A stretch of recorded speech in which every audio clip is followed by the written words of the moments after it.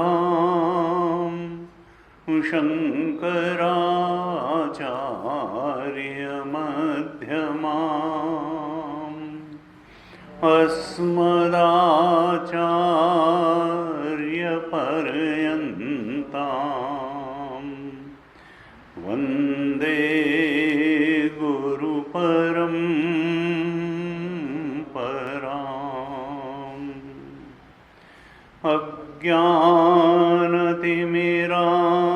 अज्ञानतिमिरान्धस्य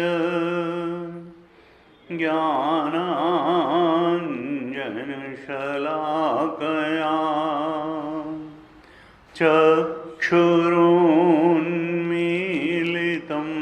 येन तस्मै श्री गुरवे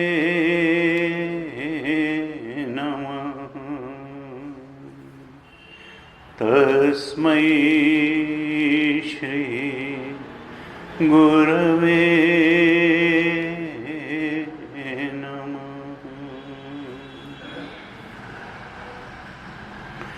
सच्चिदानन्दरूपाय विश्वोत्पत्त्यादिहेतवे तापत्रयविनाशाय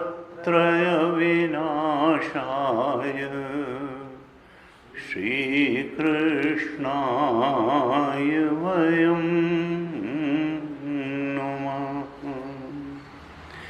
यं प्रव्रजन्तमनुपेतमपेतकृत्यं द्वैपायनो विरहकातराजुहाव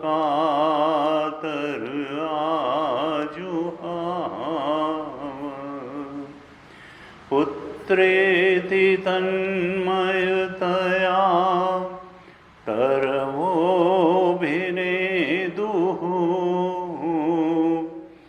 तं सर्वभूतहृदयं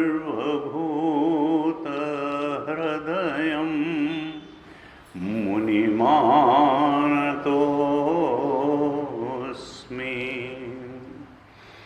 तं सर्वभूतहृदयं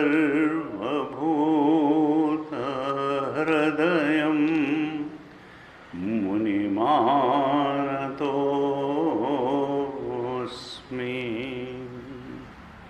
नारायणं नमस्कृत्य नरं चैव नरोत्तमं देवीं सरस्वतीं व्यासं ततो जयमुदीरये। मुदीरयेत्। कृष्णाय वासुदेवाय हरये परमात्मने प्रणतक्लेशनाशाय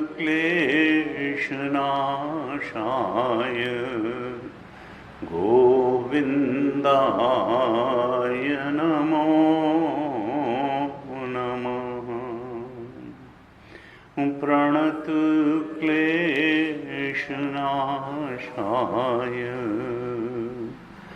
गोविन्दाय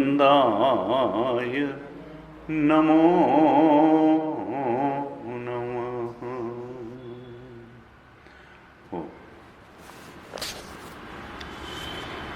श्रीमद् भागवत महापुराण के तीसरे स्कंद पर हम चर्चा कर रहे थे। इसके 7 अध्यायों पे, कुल 33 अध्याय हैं। इसके 7 अध्यायों पर हमने चर्चा की थी। 8वें अध्याय में भी वही मैत्रेय जी और विदुर जी का संवाद आगे चलता है, क्योंकि इसका मुख्य रूप से भगवान कृष्ण ने स्वधाम गमन करते हुए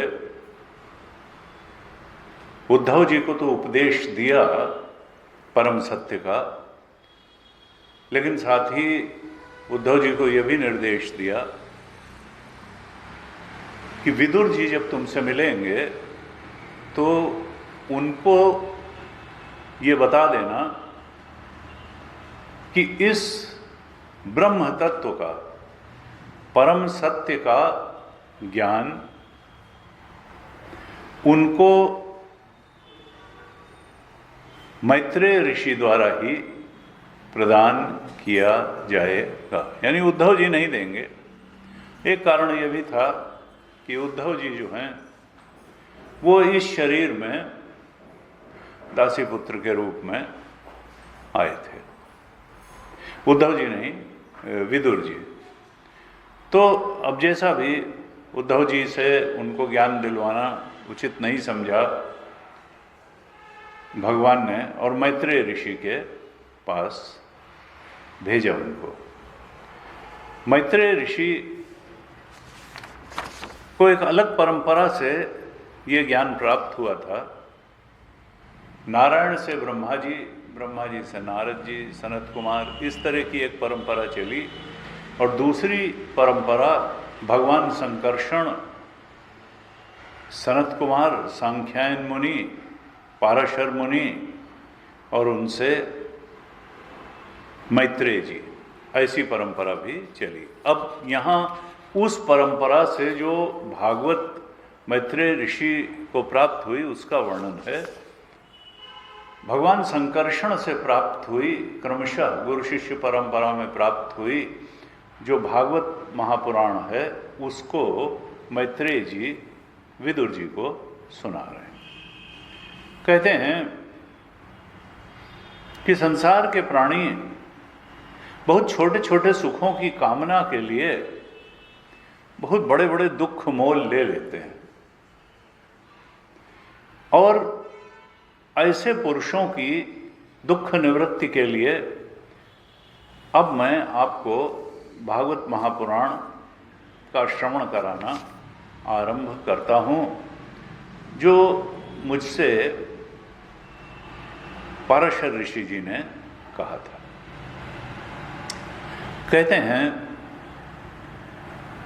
विदुर जी, मैत्रेय ऋषि कहते हैं विदुर जी से कि सृष्टि के पूर्व ये सारा विश्व जल में डूबा हुआ था, और उस जल में जो प्रलय काल का जल था उसमें केवल भगवान नारायण ही शेष शैया पर लेटे हुए थे। वो योग निद्रा का आश्रय लेकर के उस पर लेटे हुए थे, लेकिन उनकी ज्ञान शक्ति पूरी जागृत थी, अक्षुण थी। उनके नेत्र मुदे हुए थे और वो आत्मानंद में मग्न थे। उस समय भगवान नारायण ने सारे ही प्राणियों के सूक्ष्म शरीरों को अपने आप में लीन कर लिया था और उस प्रलय के जल में वो शयन कर रहे थे। केवल उनकी काल शक्ति ही जागृत थी, जिसका काम क्या था कि जब सृष्टि रचना का समय आए तो फिर वो भगवान नारायण को जगाए और भगवान सृष्टि रचना के कार्य को करने में संलग्न हो।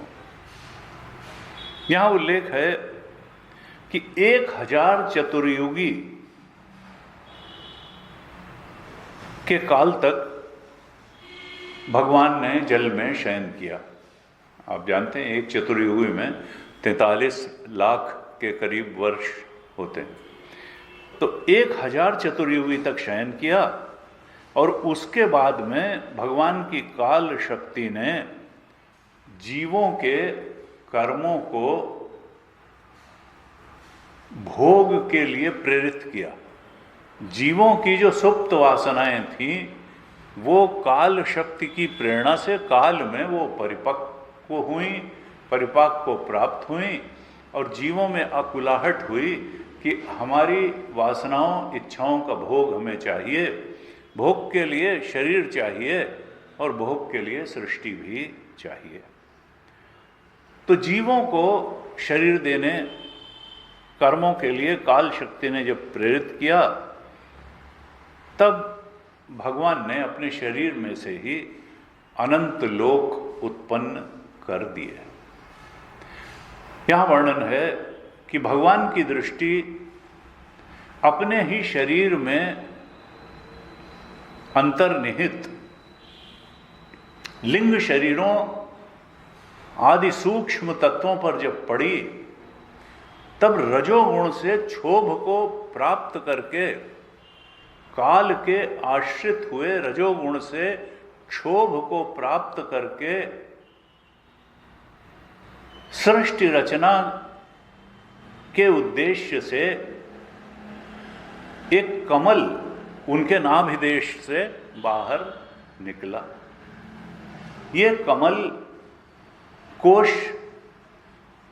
सहसा नाभि से ऊपर उठा नारायण भगवान की और वो सूर्य के समान तेजस्वी था और उसके तेज से वो जो प्रलय काल की जलराशि थी वो प्रकाशित हो उठी, देदीप्यमान हो उठी। अब उस सर्वलोक में ये कैसा कमल था का ये तो रूपक है कि वो कमल था, असल में वो सर्वलोक में कमल था। 14 भुवन उसमें थे, तीनों लोक थे, जिस प्रकार से भी कहें वो सर्वलोकमय कमल में भगवान स्वयं अंतर्यामी के रूप में प्रविष्ट हो गए और जब भगवान स्वयं उसमें प्रविष्ट हुए तब उसमें से ब्रह्मा जी की उत्पत्ति हुई। ब्रह्मा जी क्या हैं? वेद मूर्ति हैं, वेद उनमें समाये हुए हैं। ब्रह्मा जी जब प्रकट हुए उस लोक पद्म पर ब्रह्मा जी प्रकट हुए तो उन्होंने चारों ओर अपना गर्दन घुमा के देखा और जब चारों ओर गर्दन घुमा करके देखा तो उनके 4 मुख हो गए और उन मुखों से 4 वेद प्रकट हो गए। ये रूपक के रूप में बताया। अब वो उस लोक कमल की कर्णिका पर, जो कमल के बीच का हिस्सा होता है, बैठे हुए ये सोचने लगे कि मैं हूं कौन, ये कमल कहां से आ गया और मैं कौन हूं। उनको कुछ समझ में नहीं आया। अपनी उत्पत्ति के स्थान को खोजते खोजते ब्रह्मा जी को बहुत समय बीत गया और इस काल में जो कहते हैं काल क्या है, काल चक्र, यही भगवान का चक्र है जो प्राणियों की आयु को काटता रहता है। काल चक्र भगवान का काल चक्र है। हम लोग सोचते हैं कि भाई बर्थडे आ गया, मनाओ, खुशी मनाओ। अरे नहीं, 1 साल और कम हो गया, 1 साल और कम हो गया, 1 साल और कम हो गया। ये कालः क्रीडति गच्छति आयु तदपि न मुंचति आशा वायु। काल की गति चलती रहती है, आयु क्षीण होती रहती है, लेकिन मनुष्य आशा लगाए रहता है कि अब ये बात मिल जाएगी, ये मिल जाएगा, इससे सुखी हो जाएंगे, इससे सुखी हो जाएंगे। और सुखी किससे होगा? भगवान के चरणों में मन लगाने से ही सुखी होगा, लेकिन उधर न लगा करके वो तो संसार के सेलिब्रेशन में, अचीवमेंट में ही जो है पड़ा रहता है। और इस तरह काल चक्र उसकी आयु को घटाता चला जाता है। ये काल ही भगवान का चक्र है जो प्राणियों को भयभीत करता रहता है। ब्रह्मा जी ने बहुत कोशिश की ये खोजने की कि मेरा जन्म कहाँ हुआ, किस लिए हुआ, कैसे हुआ, कुछ समझ नहीं पाए।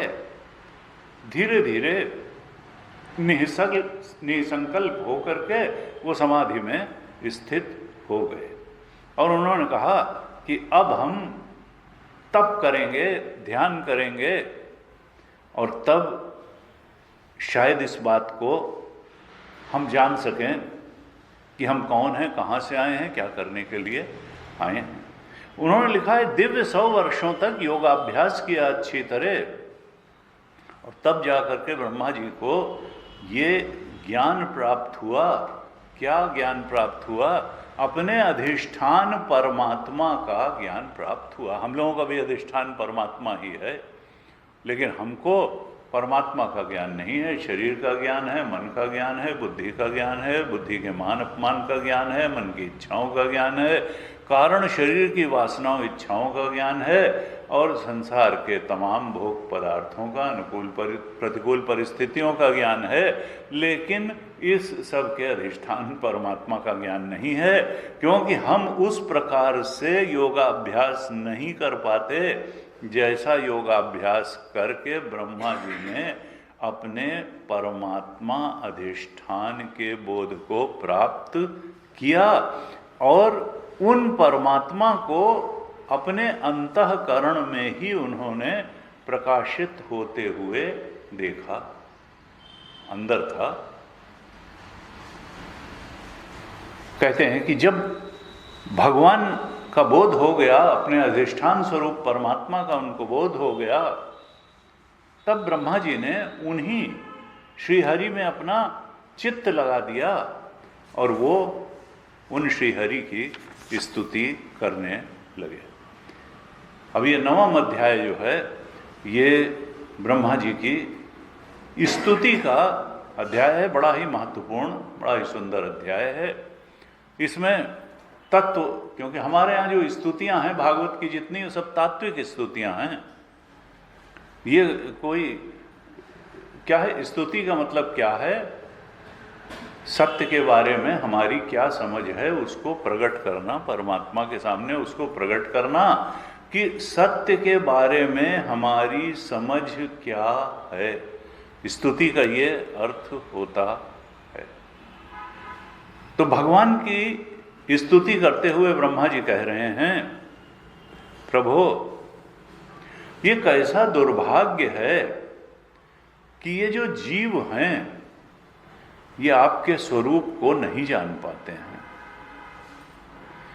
जबकि वास्तविकता क्या है ये किसको जान पाते हैं? ये अपने देह को, मन को, बुद्धि को, संसार को तो जान पाते हैं, ये आपके स्वरूप को नहीं जान पाते।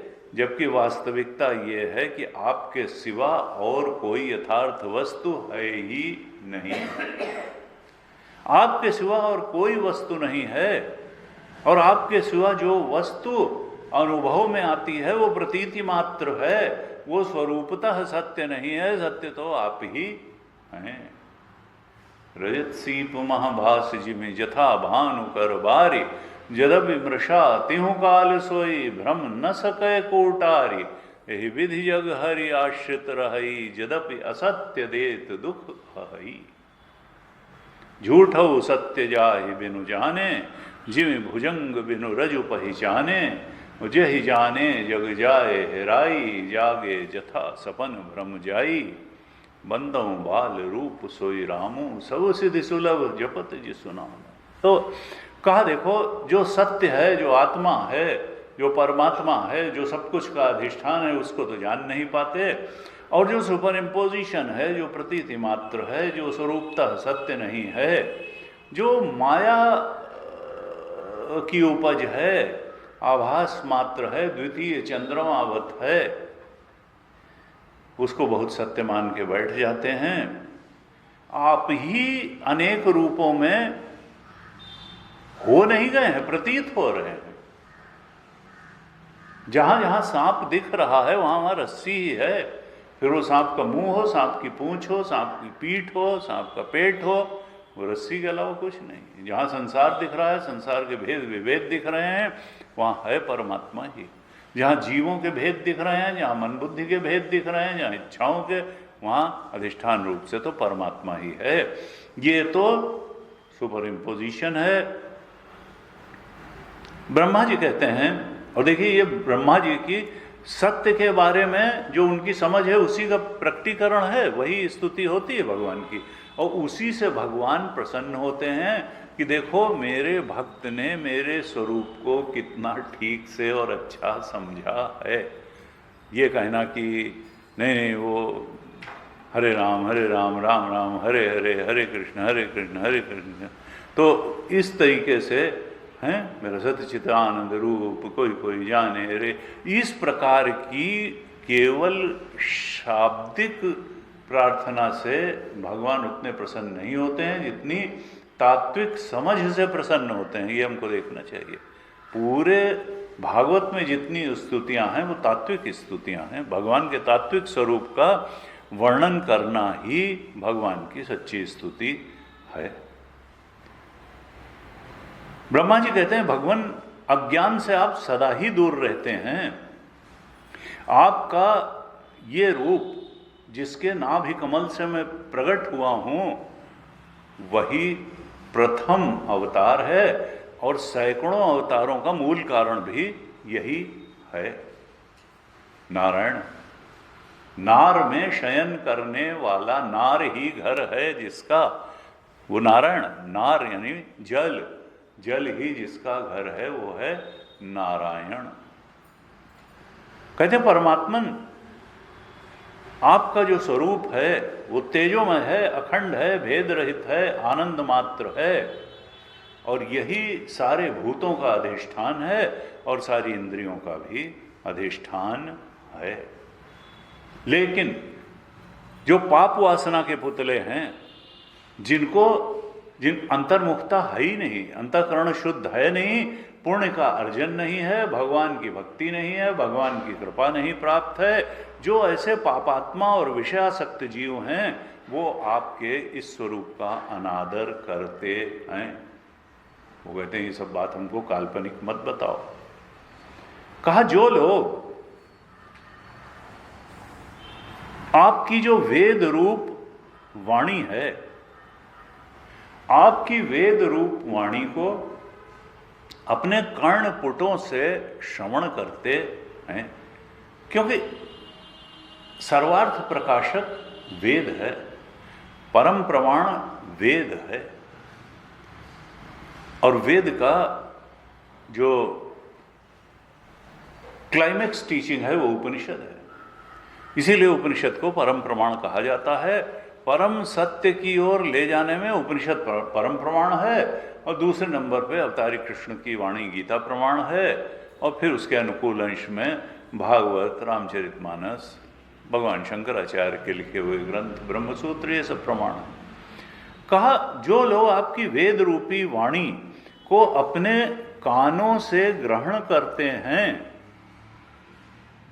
और श्रवण करने में विशेष रुचि रखते हैं, भगवत तत्व के श्रवण में, उनके हृदय कमल में आप स्थायी रूप से रहते हैं, क्योंकि वो श्रवण रूपी भक्ति की डोरी से आपको अपने हृदय में बांध के पकड़ के रख लेते हैं। आपके चरणों को मानो भक्ति की डोरी से बांध करके अपने हृदय में आपको कैद करके रख लेते हैं। फिर कहते हैं भगवान, जब तक ये जीव आपके चरणों की भक्ति का, चरणों में प्रेम का आश्रय नहीं लेता है, तब तक उसके जीवन से न दैन्य दूर हो पाता है, न भय दूर हो पाता है, न शोक दूर हो पाता है, न लोभ लालसा दूर हो पाती है। उसके मन में मैं और मेरे का दुराग्रह भी बना रहता है, जो मैं मेरे का दुराग्रह जीव के दुखों का एकमात्र कारण है। यानी सब कुछ के सारे कष्टों के निवारण का उपाय ब्रह्मा जी क्या बता रहे हैं? भगवत भक्ति, भगवत चरणों का आश्रय लेना। धन का आश्रय नहीं, बल का आश्रय नहीं, संबंधों का आश्रय नहीं, वो भी ठीक है, भगवान की कृपा होगी तो वो भी आ जाएंगे, लेकिन असली आश्रय जो है वो परमात्मा के चरण ही हैं। परमात्मा के चरणों से जो प्रेम है वही असली आश्रय है। तुलसीदास जी ने कहा, तब लगी कुशल न जीव कहाँ, सपने हूँ मन विश्राम, जब लगी भजत न राम कहूँ, शोक धाम तज काम। कहा तब लगी कुशल न जीव कहूँ, ये जीव तब तक कुशलता को नहीं प्राप्त हो सकता है। तब लगी कुशल न जीव कहूँ, और सपने हूँ मन विश्राम, सपने में भी उसको रिलैक्सेशन नहीं मिलेगा, कुछ न कुछ चलता रहेगा। तब लगी कुशल न जीव कहूँ, सपने हूँ मन विश्राम, जब लगी भजत न राम कहूँ, शोक धाम तज काम। जब तक वो राम जी को नहीं भजता है, परमात्मा को नहीं भजता है, और कैसे, ये भी नहीं कि थोड़ी देर भगवान को भज लिया और बाकी देर इच्छा पूर्ति को भजा, संसार को भजा, न, शोक धाम। जब तक संसार को भजेगा शोक का धाम बना रहेगा, आनंद का धाम नहीं बनेगा। जब तक जब लगी भजत न राम कहूँ, शोक धाम तज काम। कामनाओं को त्याग करके तब, यानी दोनों ही चीजें, निगेटिविटी को हटाना भी आवश्यक है और पॉजिटिविटी को लाना भी आवश्यक है। शोक धाम तज काम, कामनाओं को छोड़ करके देह धरे कर यह फल भाई, तजिए भजिए राम सब काम बिहाई। ये वही बात कह दी तुलसीदास जी। देह धरे कर यह, मनुष्य देह रखने का फल क्या है? देह धरे कर यह फल भाई, भजिए राम, परमात्मा का तो भजन करो, तज काम, और कामनाओं को त्याग करो। विहाय कामान्य सर्वान् पुमांश्च रति निस्पृह, निर्ममो निरहंकार सशांतिम अधिगच्छति ऐसा ब्रह्म। कहा नहीं तो ये जो मैं मेरेपन का दुराग्रह है, इच्छाओं के पलड़े में बैठे रहोगे, काम को नहीं त्याग पाओगे, कामनाओं को, तो राम को ठीक से भज भी नहीं पाओगे, और मैं मेरे के दुराग्रह में पड़े रहोगे। निर्ममो निरहंकार सशांतिम अधिगच्छति, और विहाय कामान्य सर्वान्, कामनाओं का त्याग भी करना पड़ेगा, स्पृहा का, लॉन्गिंग का त्याग करना पड़ेगा, अहम मम का त्याग करना पड़ेगा, तब असली भजन होगा। भक्ति कोई इतनी आसान चीज नहीं है। कई लोग अल्प संतोषी होते हैं, नहीं हमको ज्ञान से कोई मतलब नहीं है, हम तो भक्ति वाले हैं। वो भक्ति उक्ति वाले नहीं हैं, वो अल्प संतोषी हैं, अल्प संतोषी हैं। भक्ति के नाम पर कुछ कुछ मनमानी क्रियाएं करने से भक्ति नहीं होती। गीता जी में कहा, यत् करोषि यदश्नासि यज्जुहोषि ददासि यत् तपस्यसि कौन्तेय तत्कुरुष्व मदर्पणम। जो कुछ भी करते हो सब मेरे को समर्पित करो। हरि समर्पे बिनु सत्कर्मा, जब तक सत्कर्म भी भगवान को समर्पित नहीं किया गया तो अंतःकरण की शुद्धि करने वाला नहीं बनेगा। जो भी करो, यत करो, खाओ, करो,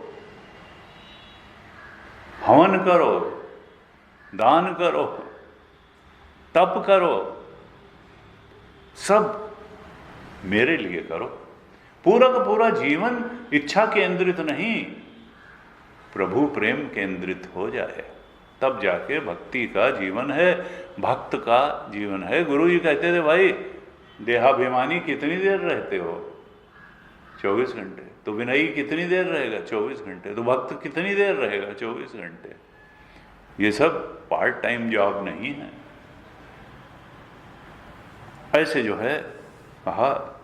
फिर कहते हैं ब्रह्मा जी, अच्युत, ये जीवों की ऐसी दुर्दशा देख करके मेरा मन बड़ा व्यथित होता है, क्योंकि ये जो जीव हैं, ये काम, क्रोध, लोभ, मोह, मद, मत्सर, इनसे बार बार मथे जा करके विकारों से, और ये परेशान होते रहते हैं, खिन्न होते रहते हैं, और इनको इन विकारों से ग्रस्त होता देख करके मेरा मन भी खिन्न हो जाता है, क्योंकि मेरी संतानें हैं। ये प्रजा जो है कभी भूख से व्यथित होती है, कभी प्यास से, कभी वात पित्त कफ से, कभी सर्दी से, कभी गर्मी से, कभी ठंडी हवा से, गर्म हवा से, कभी वर्षा से, अंदर के विकारों से, बाहर की परिस्थितियों से। ये जो व्यथित होते रहते हैं, इस प्रजा को व्यथित होते देख करके मेरा मन बहुत खिन्न होता है। फिर कहते हैं कि इतना सब दुख झेलते हुए भी मनुष्य के संसार चक्र की निवृत्ति क्यों नहीं होती है, और वो नाना प्रकार के दुखों में स्वयं को डालता चला जाता है, जानते बूझते हुए डालता चला जाता है। कहा इसका कारण क्या है कि वो माया के प्रभाव से अपने आप को आपसे भिन्न देखता है। वो समझता है कि परमात्मा अलग है और मैं कुछ अलग हूं, मैं तो इंद्रिय मन बुद्धि वाला हूं, शरीर वाला हूं, मेरा चेतन परमात्म चेतन नहीं है, जीव चेतन है, भोक्ता चेतन है, कर्ता चेतन है, जबकि वो तो परमात्म चेतन है। अपने आप को आपसे भिन्न देखने, समझने, जानने के कारण, और ये जो मिथ्या उपाधियां हैं, इनमें अपनी चेतना को आसक्त कर लेने के कारण, तादात्म्य कर लेने के कारण, वो अपने को नाना प्रकार के दुखों में डालता रहता है। और वो समझता है ये संसार जो कर्म फल भोग का क्षेत्र है, यही सबसे सत्य है, और कर्म फल के इच्छानुसार कर्म फल के भोगों को प्राप्त करना सबसे ऊंची बात है। भगवान को सबसे ऊंची बात नहीं समझ पाता है। फिर कहते हैं कि और लोगों की तो बात क्या, जो काफी आगे बढ़े हुए साधक हैं, वो भी अगर आपके निरंतर स्मरण में मगन नहीं रहते, सतत स्मरण में, आत्म स्वरूप के चिंतन में ही नहीं रहते हैं, उससे विमुख रहते हैं आपके चिंतन से, और संसार चिंतन और विषय चिंतन और देह चिंतन और इच्छा चिंतन में पड़ जाते हैं, तो फिर उन्हें भी संसार में फंसना पड़ता है। नारद जी पता नहीं कितने उदाहरण। ध्यायतो विषयान पुंसः संगस्तेषु उपजायते, संगात् संजायते कामः, कामात् क्रोधो विजायते, क्रोधात् भवति सम्मोहः, सम्मोहात् स्मृति विभ्रम, स्मृति भ्रंशात् बुद्धिनाशो, बुद्धिनाशात् प्रणश्यति।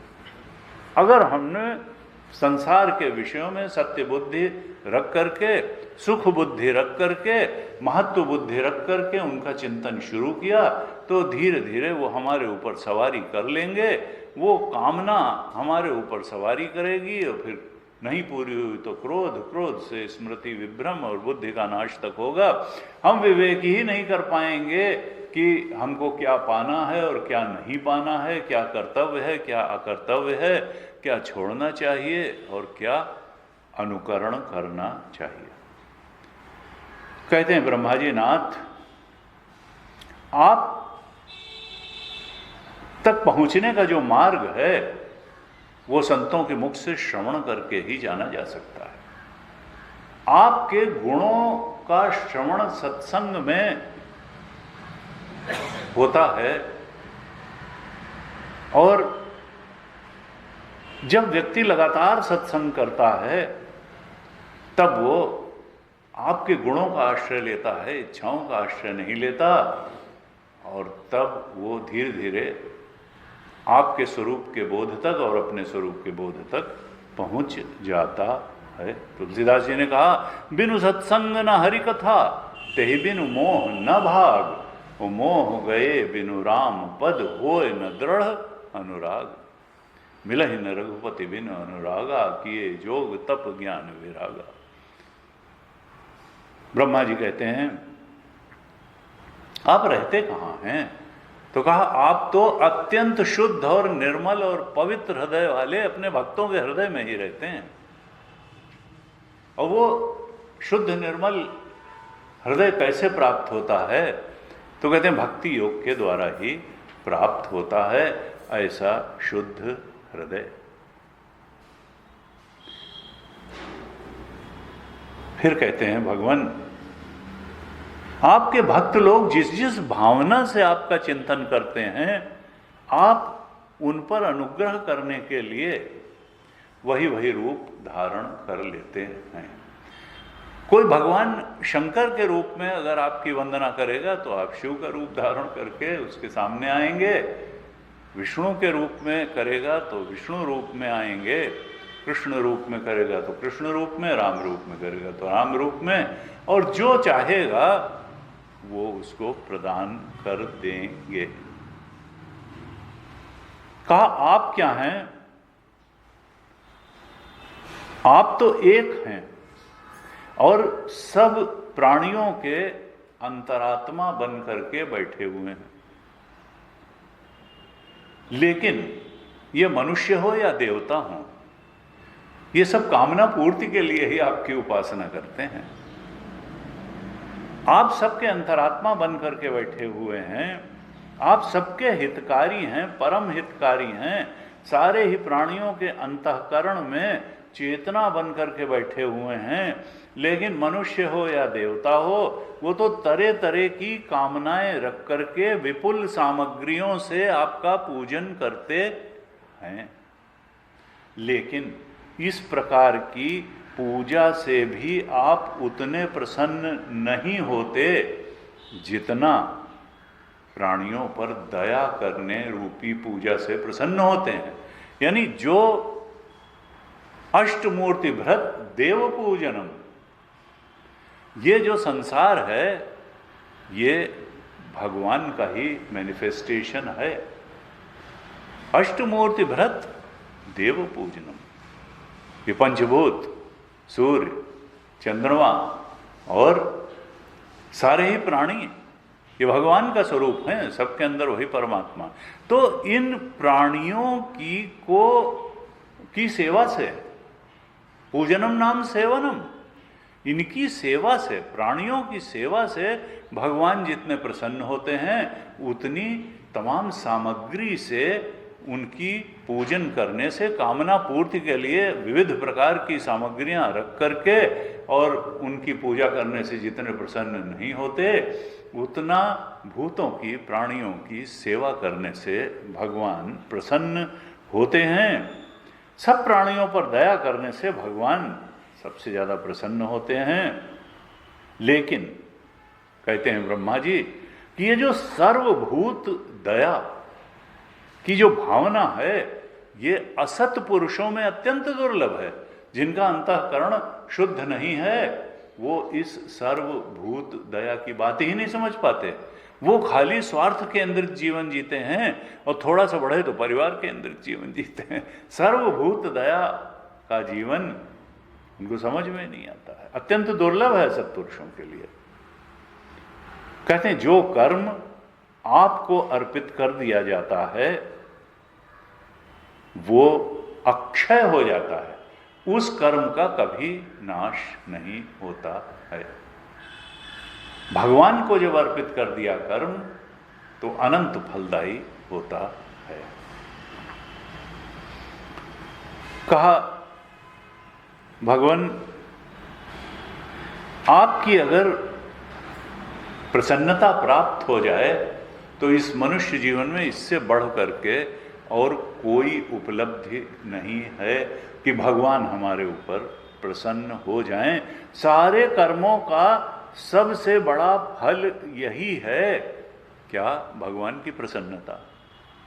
सारे यज्ञ की उपलब्धि यही है, दान की उपलब्धि यही है, तप की उपलब्धि यही है, सारे व्रतों की उपलब्धि यही है कि भगवान हमारे ऊपर प्रसन्न हो जाएं। और भगवान अगर प्रसन्न हो जाएंगे तो कौन सा ऐसा फल है, कौन सी ऐसी विपरीतता है जो जीवन से नहीं चली जाएगी, और कौन सी ऐसी अनुकूलता है जो जीवन में नहीं आ जाएगी। सब कुछ प्राप्त हो जाएगा भगवान के भक्त को। कहा भगवान आप तो अपने भक्तों के अज्ञान अंधकार का भी नाश कर देते हैं, क्योंकि आप ज्ञान के अधिष्ठान हैं और परम पुरुष हैं। फिर कहते हैं ब्रह्मा जी, देखिए भगवान के बारे में अपनी समझ स्तुति यही है कि भगवान जो प्राण त्याग करते समय विवशता से भी आपके नाम का उच्चारण करते हैं, वो सारे पापों से तत्काल मुक्त हो जाते हैं और ब्रह्म पद को प्राप्त कर लेते हैं। अंतकाले क्षमामेव स्मरण मुक्त्वा कलेवरम यह प्रयाति समुद्भावम याति नास्त्यत्र संशय। गीता में यही तो 8वें अध्याय में कहा। वही यहाँ पर भागवत जी में भी ब्रह्मा जी कहते हैं स्तुति में कि अंतिम समय में प्राण त्याग करते समय जो विवश होके भी आपके नाम का उच्चारण कर लेते हैं, वो जन्म जन्मांतर के अनेक जन्मों के पापों से तत्काल छूट करके और माया के आवरणों से भी छूट करके ब्रह्म स्वरूप को प्राप्त कर लेते हैं, ब्रह्म पद को प्राप्त कर लेते हैं। फिर कहते हैं भगवान ये जो विश्व वृक्ष है, अश्वत्थमेनम सुविरूढ़ मूलम, ये जो विश्व वृक्ष है, ये विश्व वृक्ष के रूप में आप ही हैं, आपके अलावा कुछ यहाँ है नहीं। और ये कहते हैं गीता जी में कहा स्वधर्म का पालन करो, स्वधर्म का पालन करो, स्वधर्म का पालन करो। स्वधर्मे निधनम श्रेयः और पर धर्मो भयावह, 3रे अध्याय में हमने चर्चा की थी। यहां कहते हैं ब्रह्मा जी भगवान आपकी आराधना के लिए जो सबसे कल्याणकारी स्वधर्म है वो आपकी स्तुति, आपकी प्रसन्नता, आपके नाम का जप, आपके स्वरूप का सच्चा बोध कराने वाला चिंतन, सत्संग, इससे बढ़ करके कोई स्वधर्म नहीं है। लोग बहुत डाउटफुल रहते हैं हमारा स्वधर्म क्या है, तो भगवान की भक्ति ही सबसे बड़ा स्वधर्म है। भगवान ब्रह्मा जी कहते हैं आपकी भक्ति से बढ़ करके और कोई प्राणी का स्वधर्म नहीं है, क्योंकि अगर भक्ति नहीं करेंगे तो फिर निषिद्ध कर्मों में लगे रहेंगे। इससे बड़ा सत्कर्म नहीं है, भक्ति से बड़ा सत्कर्म नहीं है। कहा ये जो काल है, काल आपका रूप है और ये जीवों के जो आयु है उसको काटता चला जाता है, काटता चला जाता है, बड़ा बलवान है। मैं आपके साथ ही आपकी उस काल शक्ति को भी नमस्कार करता हूं। कहते हैं मेरी आयु तो 2 परार्ध की है और आपको प्राप्त करने के लिए मैंने बहुत समय तक तपस्या की है।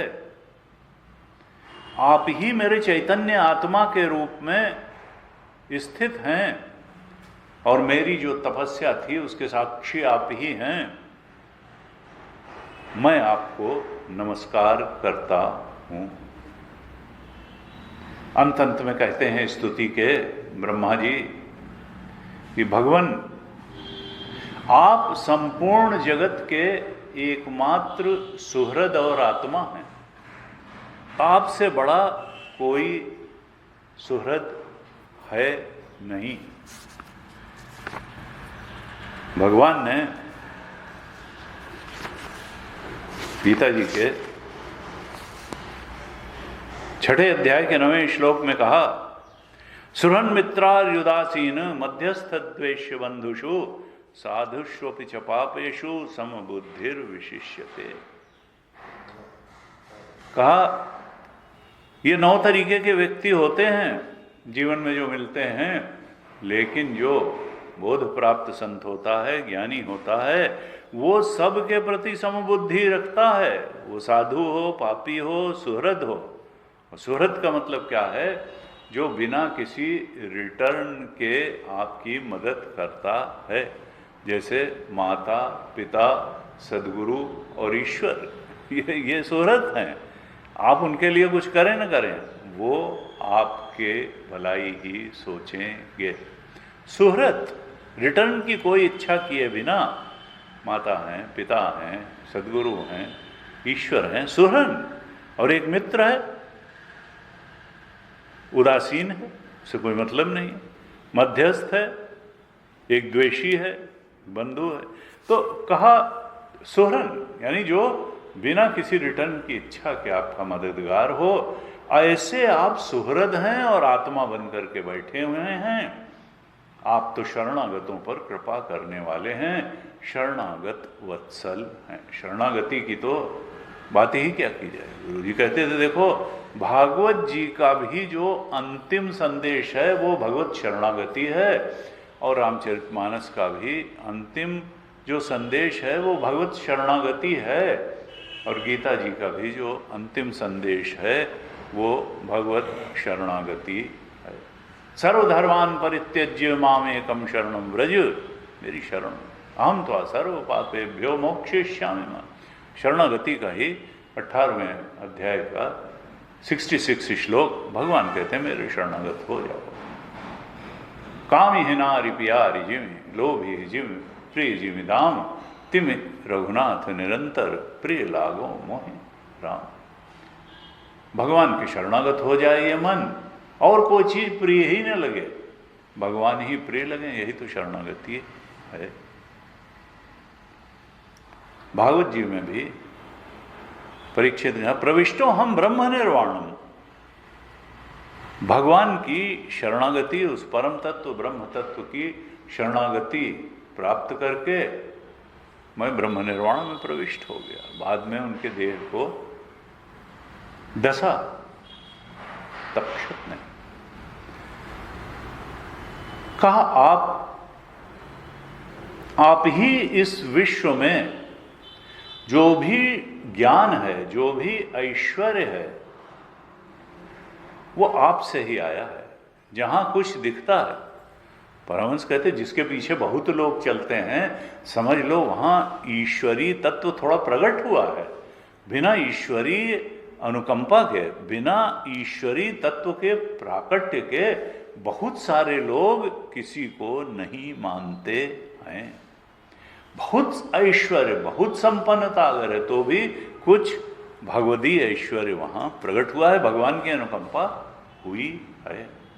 कहा बहुत ज्ञान जहां प्रकट हुआ है, संतों को हम लोग भगवान शंकराचार्य कहते हैं, उनको तो भगवान का स्वरूप ही मान लिया।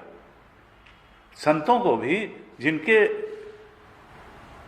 निगाह में परम सत्य एकदम स्पष्ट है, ऐसा स्पष्ट करके तुम त्रिकालदर्शी मुनिनाथा विश्वबदर जिम तुम्हारे यहाँ था, हथेली पे रखे हुए बेर की तरह, आंवले की तरह, जिनको सृष्टि का रहस्य स्पष्ट है, वो भगवत कृपा के बिना तो नहीं होता है।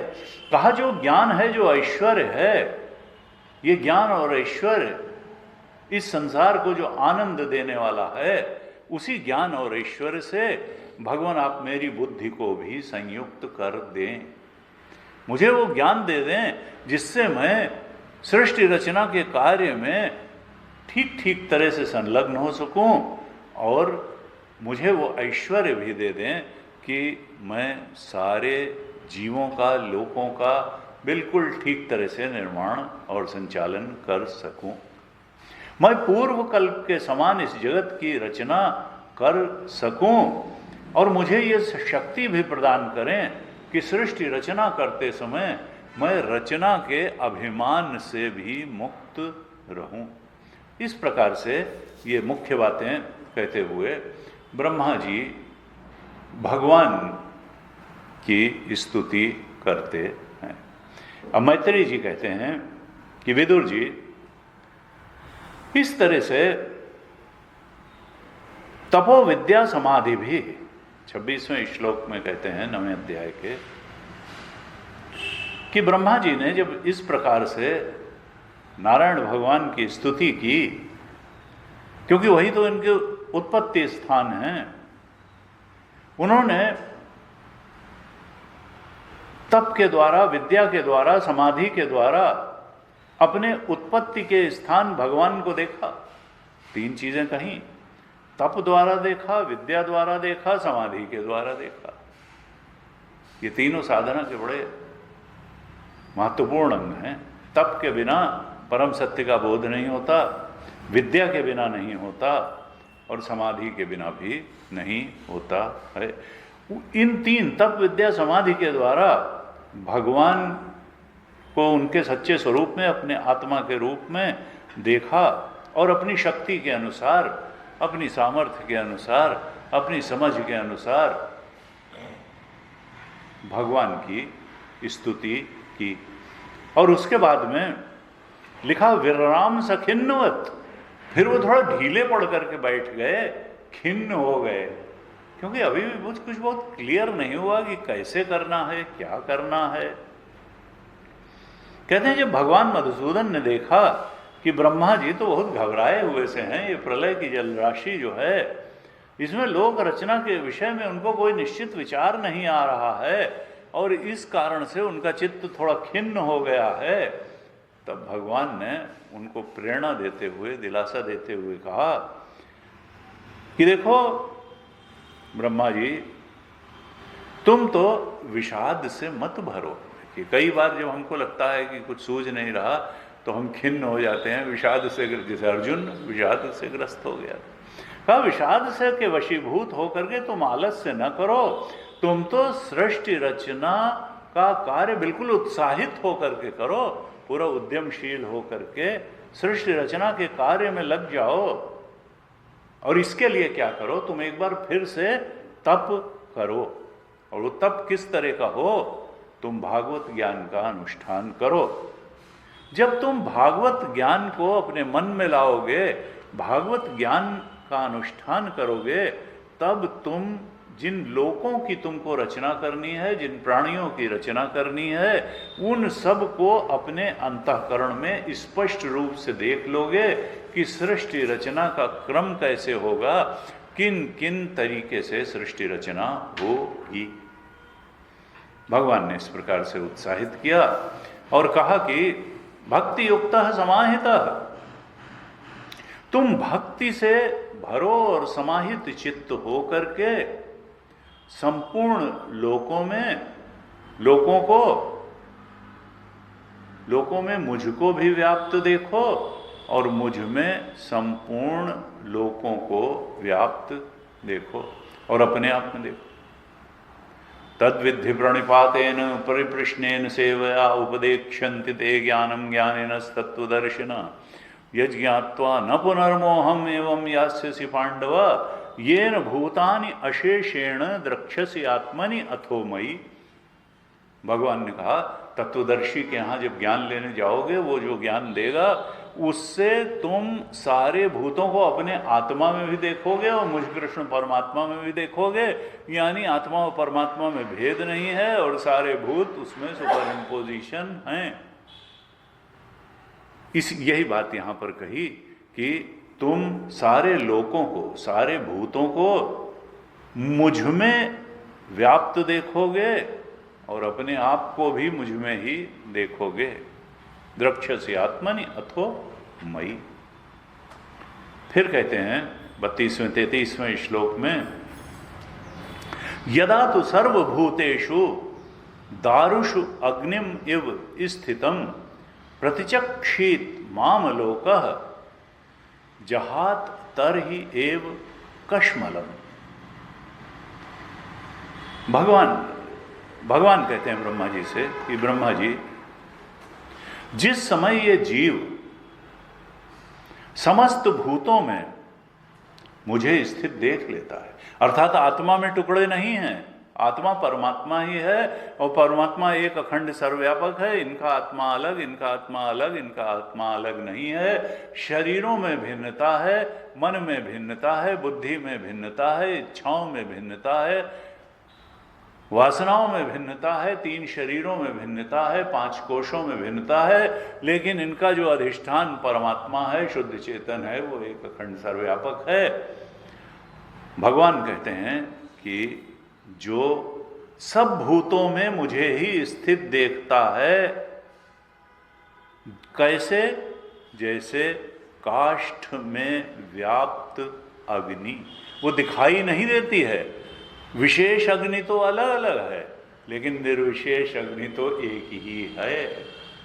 निर्विशेष अग्नि की भांति सब कुछ में मुझ परमात्म तत्व को ही व्याप्त देखता है, जो वो उसी समय जहाति तरहि एव कश्मलम, अपने कश्मल को, अज्ञान को, मल को त्याग देता है। अज्ञान रूप मल से वो मुक्त हो जाता है जब सारे ही भूतों में मुझको ही स्थित देख लेता है। यानी एक अखंड सर्वव्यापक आत्म तत्व, परमात्म तत्व, ब्रह्म तत्व का साक्षात्कार कर लेता है, जो अपने हृदय में भी है और सर्वाधिष्ठान है, उसका भी अधिष्ठान है। फिर कहा 33वें श्लोक में, यह यदा रहितम आत्मानं भूतेन्द्रिय गुणाशयैः स्वरूपेण मया उपेतम पश्यन् स्वराज्यम ऋच्छति। जब ये प्राणी अपने को, ये जो भूत, इंद्रिय, गुण और अंतःकरण से रहित देख लेता है, ये तो सुपर इम्पोजिशन है। ये बॉडी का कोई रियलिटी आज है, कल नहीं रहेगी, पहले नहीं थी। इंद्रियां भी जो है कोई अनंत नहीं है। वेदांत कहता है 6 चीजें अनादि और अनंत अनादि हैं। ब्रह्म अनादि है, जीव अनादि है, जीव की कर्म परंपरा अनादि है, जीव की भोग परंपरा अनादि है, माया अनादि है और अविद्या अनादि है। लेकिन अनंत केवल और केवल ब्रह्म है।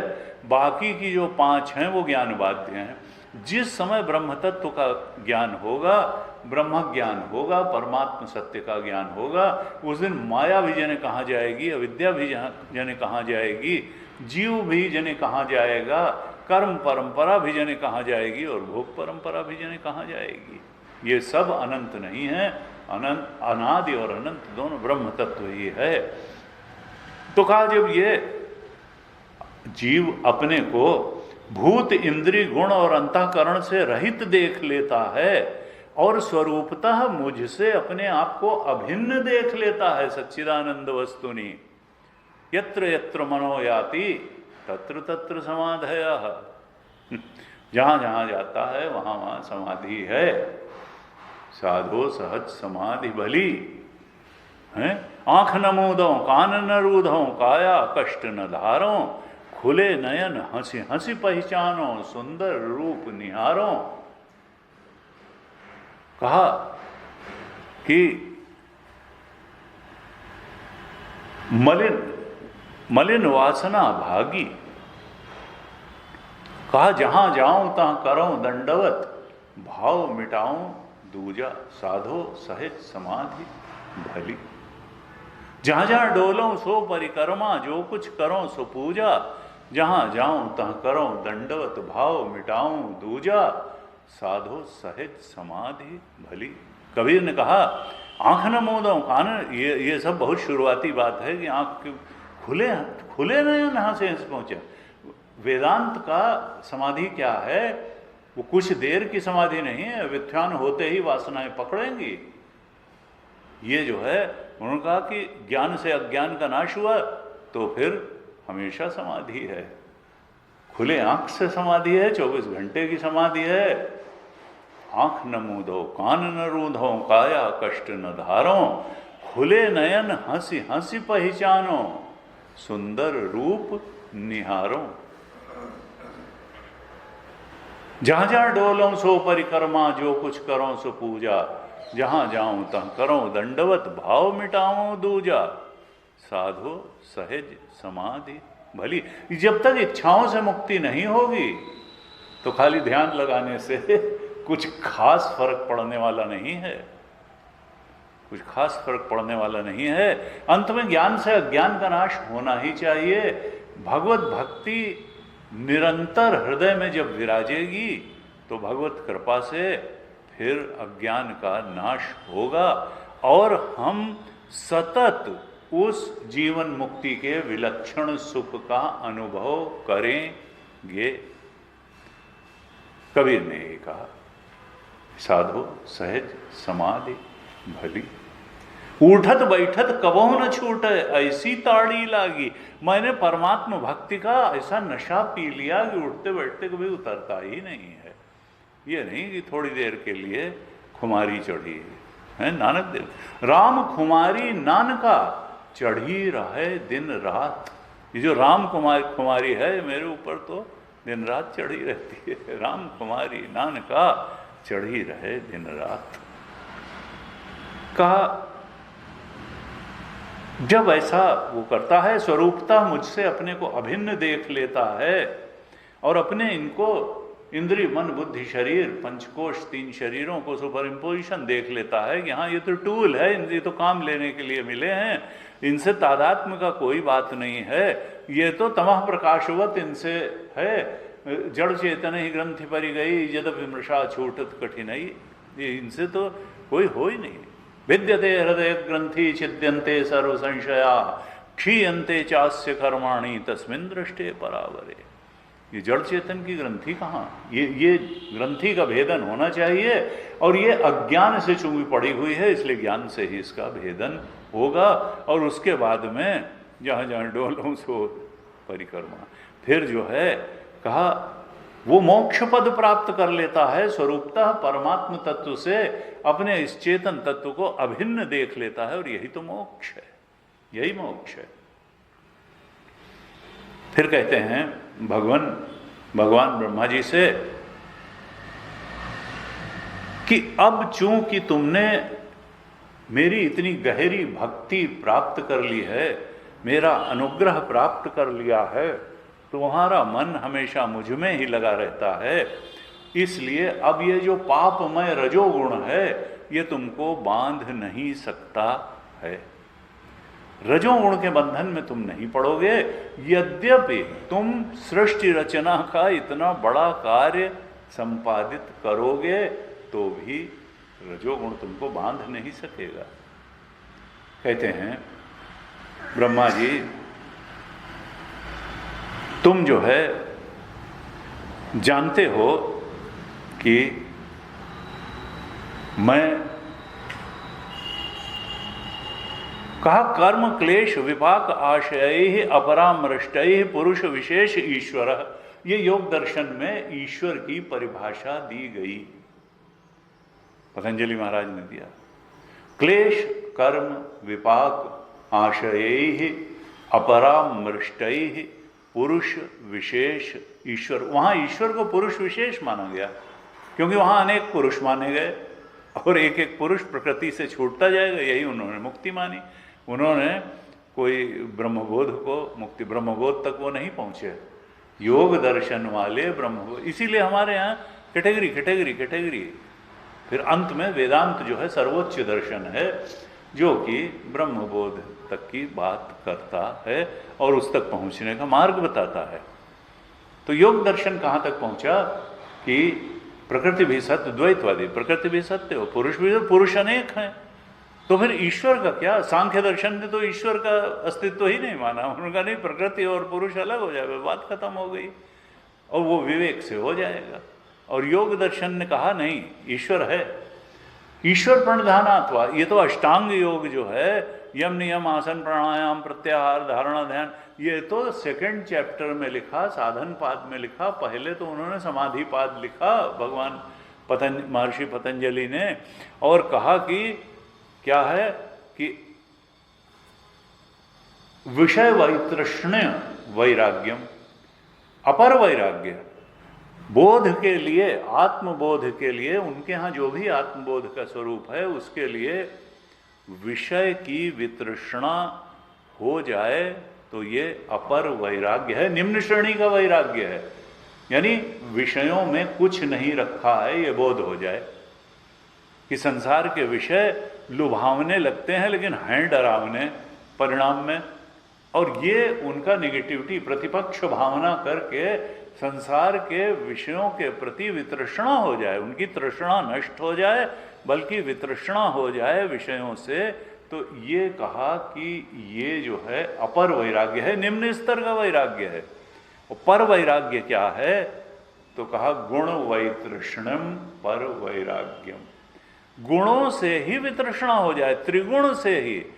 न तमोगुण हमको चाहिए, न रजोगुण चाहिए, न सतोगुण, ये तीनों तो माया है, यानी माया के ही पार चले जाएं। न तमोगुण और तमोगुण का कार्य चाहिए, न रजोगुण का कार्य भी असत है, और सतोगुण का कार्य भी, क्योंकि बांधने वाला वो भी, ये तीन चोर हैं जो इस संसार के जंगल में भटकाए देंगे। कथा आती है उपनिषद में कि वो जीव गया और वहाँ शाम हो गई और तीन चोर उसको मिल गए, कहा इसका सब कुछ छीन लो और मारो, और एक चला गया कह के कि भाई मार दो। उन लोगों ने कहा मार देंगे, दो बचे, तो एक ने कहा क्या मारना, अब सब छीन लिया है, इसको पेड़ से बांध दो, जानवर खा जाएंगे। फिर वो भी चला गया, तीसरे ने कहा हम बांध देंगे। तीसरा सतोगुण था। ये तीन चोर क्या हैं? ये गुण हैं, रस्सी हैं, बांधने वाले हैं इस संसार में, असत में बांधने वाले हैं। इन तीनों के पार जाना है, तमोगुण, रजोगुण, सतोगुण के। तीसरा सतोगुण था, लेकिन सतोगुण का अपना प्रभाव क्या है, लक्षण क्या है? ये परमात्मा के घर तक पहुंचा देता है। तीसरे ने कहा कि सब कुछ तो हमने आपका छीन ही लिया है, ये अब चलो हम तुमको अपने घर तक पहुंचा दें, क्योंकि इस जंगल में रात हो गई है, रास्ता तो तुम भटक जाओगे और पहुंच नहीं पाओगे। तो वो जंगल के किनारे तक आकर के छोड़ गया उस जीव को। अब जीव इतना अभिभूत हुआ, कहा आप तो बहुत ही अच्छे हैं सतोगुण, आइए हमारे घर में, यानी परमात्मा के यहाँ आइए, आतिथ्य स्वीकार करिए, फिर जाइए। उन्होंने कहा देखो हम हैं चोर, हम हैं तो माया, हम तो हैं तो बांधने वाले, सतोगुण भले, हम भी रस्सी हैं, हम परमात्मा के यहाँ नहीं जा सकते, वहाँ तुमको अकेले जाना पड़ेगा। हमने दिखा दिया कि वो घर है, अब जाओ और अपने घर में रहो, जा करके परमात्मा के घर में रहो। तो सतोगुण वहाँ तक पहुँचा देता है जहाँ हमें पहुँचना है, जो हमारा लक्ष्य है, जो हमारा परमात्मा स्वरूप है। इसीलिए भगवान कृष्ण बार बार गीता में कहते हैं निर्द्वंद्वो नित्य सत्वस्थो निर्योगक्षेम आत्मवान। अर्जुन तुम सारे द्वंद्वों के परे चले जाओ और नित्य सत्वस्था, तुम हर वो काम करो जिससे हृदय सात्विक बनता हो, नित्य सत्वस्था। और अपने योगक्षेम की चिंता मत करो, मैं तो हूँ आत्मा। तुम तो आत्मबोध की चिंता करो, आत्मा के परमात्मा स्वरूप के बोध में। और उसका रास्ता क्या है? सात्विक बनाना, जीवन को, दिनचर्या को, हृदय को, हर चीज को सात्विक बनाना। कहते हैं ब्रह्मा जी, आपने ये जान लिया है कि मैं, जो योग दर्शन की ईश्वर की परिभाषा है वही कही यहाँ, कि क्लेश कर्म विपाक आशय अपरामृष्टय पुरुष विशेष ईश्वर। हमको क्लेश सताते हैं जीव को, क्लेश क्या है? अविद्या, अस्मिता, राग, द्वेष, अभिनिवेश, पंचक क्लेश। अज्ञान और पूर्व पूर्व उत्तर उत्तर को जन्म देता है। अविद्या के कारण अहंकार जन्म लेता है, अविद्या अस्मिता, फिर उससे राग, फिर उससे छोटा भाई द्वेष, और फिर अभिनिवेश। ये शरीर ही मैं हूं, शरीर मरेगा, हम मर जाएंगे, इस तरीके की, किसी से राग, किसी से द्वेष। और ये हैं क्या? अज्ञान की उपज। तो कहा ईश्वर क्या है? ईश्वर को ये क्लेश नहीं सताते हैं।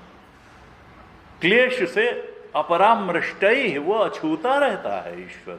जीव को ये क्लेश सताते हैं। क्लेश कर्म, वो कर्म के बंधन से में नहीं आता। संभवामि आत्ममाया, वो तो जीवन के कल्याण करने के लिए शरीर रख के आता है। वो कर्मों के बंधन के कारण अवतार लेके नहीं आता। क्लेश कर्म, कर्म बंधन उसको नहीं है, पंचक क्लेश का बंधन उसको नहीं है। क्लेश कर्म विपाक, कर्म का विपाक नहीं है उसके अंदर। हम लोग तो कर्म विपाक से इस शरीर में आए, फिर आगे जो संचित कर्मों का विपाक होगा, परिपक्व होंगे भोग देने के, तो अगला शरीर प्राप्त करेंगे।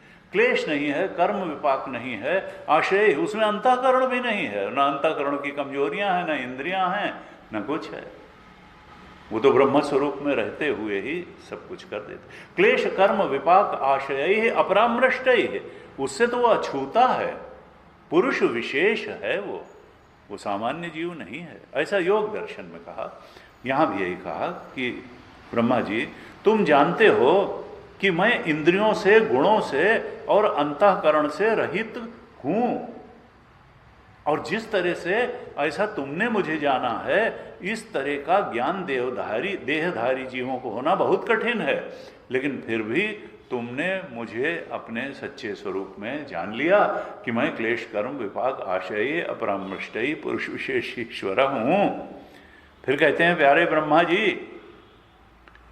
तुमने जो मेरी स्तुति की, मेरे वैभव की अभिव्यक्ति करते हुए मेरी स्तुति की, और तुम्हारी तप में जो निष्ठा है वो भी मेरी कृपा से ही तुमको प्राप्त हुई है।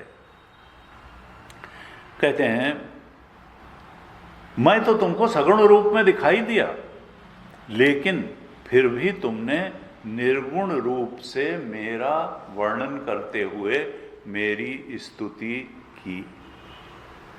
चूंकि सगुण रूप से प्रतीत होने पर भी तुमने निर्गुण रूप से मेरी स्तुति की, उससे मैं बहुत प्रसन्न हूं। डोंगरे जी महाराज कहते थे, देखो, जो न सगुण रूप से स्तुति कर सकता है, न निर्गुण रूप से स्तुति कर सकता है, तो जिसके हृदय में न सगुण है न निर्गुण है, फिर उसके हृदय में क्या होगा? उसके हृदय में दुर्गुण होगा। जहां न सगुण है न निर्गुण है, वहां निश्चित दुर्गुण होगा। कहा, देखो, साकार रूप में उपासना करो, निराकार रूप में उपासना करो। अगर तुम साकार का भी चिंतन नहीं कर सकते और निराकार का भी चिंतन नहीं कर सकते हो, तो फिर तुम केवल कार का ही चिंतन करोगे, उससे ऊपर तुम्हारी बुद्धि नहीं जाएगी कि अब भाई ये देखो ऑडी आ गई, मर्सिडीज और BMW और फरारी। जो न साकार का चिंतन कर सकता न निरवकार का ही चिंतन, संसार के भोगों में ही पड़ा रहेगा। कहते हैं, ब्रह्मा जी, मैं जीव की सारी कामनाओं का, सारे मनोरथों को पूर्ण करने में समर्थ हूं, और ये जो जिस स्तोत्र के द्वारा तुमने मेरी स्तुति की है, उस स्तोत्र द्वारा स्तुति करके जो मेरा भजन करेगा, उस पर मैं शीघ्र प्रसन्न हो जाऊंगा। भागवत में ये जो ब्रह्मा जी की स्तुति है, ये बड़ी महत्वपूर्ण और प्रभावशाली स्तुति है। भगवान ने खुद कहा अपने मुंह से कि जो आपकी इस स्तुति के द्वारा मेरा भजन करेगा, उस पर मैं शीघ्र प्रसन्न हो जाऊंगा और उसकी कामनाओं और मनोरथों को पूर्ण कर दूंगा। फिर कहते हैं कि जितने भी ज्ञानी गुणातीत महात्मा हुए, श्रेष्ठ संत हुए, सबका यही मत है कि जो भी साधनाएं हैं, तप हो, यज्ञ हो, दान हो, योग हो, समाधि हो, उस सब का फल भगवान की कृपा प्राप्त करना ही है, भगवान का अनुग्रह प्राप्त करना ही है, भगवान की प्रसन्नता ही है। कहते हैं ब्रह्मा जी, मैं आत्माओं का भी आत्मा हूं और इसलिए मैं सबसे ज्यादा प्रिय हूं। आत्मनस्तु कामाय सर्वम प्रियम भवति। अपने इस आत्मा की तुष्टि के लिए ही तो सब कुछ प्रिय होता है। पत्नी के लिए पत्नी प्रिय नहीं होती, अपनी आत्मा। पति के लिए पति, धन के लिए धन प्रिय नहीं होता, अपने सुख के लिए। ये बृहदारण्यक में जो याज्ञवल्क्य ने मैत्रेयी से कहा कि आत्मनस्तु कामाय सर्वम प्रियम भवति, तो यहां भगवान वही कहते हैं कि मैं स्त्री पुत्रादि प्रियों से भी प्रिय हूं। ये देह आदि भी मेरे लिए ही प्रिय हैं, मुझसे बढ़कर के प्रिय कोई नहीं है। इसलिए जीव का ये कर्तव्य बनता है कि उसे मुझसे ही प्रेम करना चाहिए। ये अंत में भगवान का उपदेश है कि प्रेम करने लायक कौन है? मैं परमात्मा ही प्रेम करने लायक हूं। और जीव का सर्वोच्च लक्ष्य क्या है? कि मुझ परमात्मा से प्रेम करे। इस प्रकार से ब्रह्मा जी को उपदेश करके नारायण भगवान फिर अदृश्य हो गए और इसके बाद फिर मैत्रेय जी सृष्टि आदि का वर्णन करते हैं। इसको हम अगली कक्षा में देखेंगे। आज यहीं तक। ओम पूर्णमदः पूर्णमिदं पूर्णात् पूर्णमुदच्यते पूर्णस्य पूर्णमादाय पूर्णमेवावशिष्यते। ओम शांति शांति शांति। हरि ओम श्री गुरुभ्यो नमः। हरि ओम।